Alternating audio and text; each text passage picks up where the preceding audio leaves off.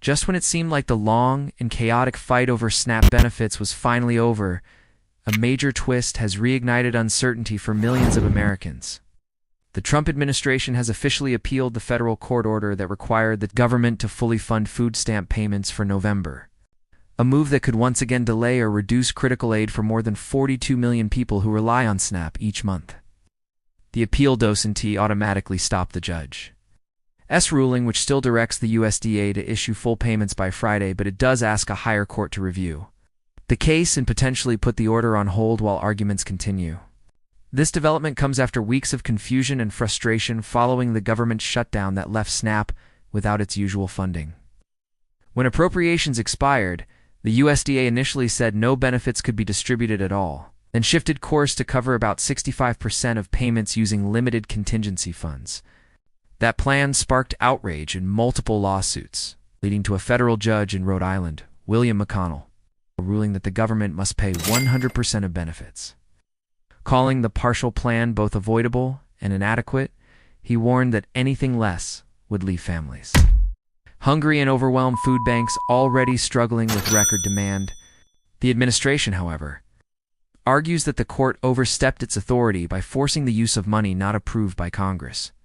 They claim that diverting funds from child nutrition programs or other food initiatives could deplete reserves meant for school meals and future food purchases, creating deeper financial problems down the road.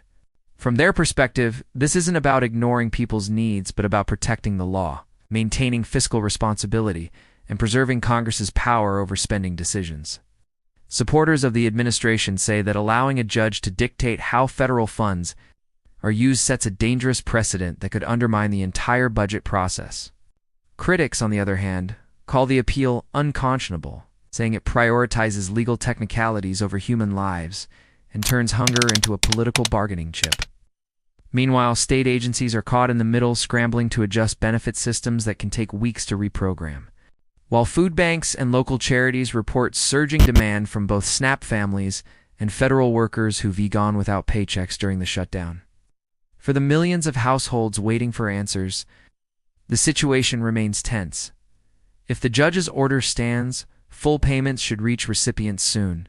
But if the appeal succeeds, benefits could once again be delayed or cut until Congress passes a new funding bill.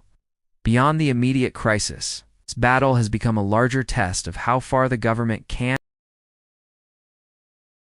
It's a stark reminder of how fragile the safety net can be when it's tied to budget cycles and political leverage, because for the families depending on SNAP, this isn't about policy or procedure. It's about groceries, stability, and the difference between making it through the month or going without.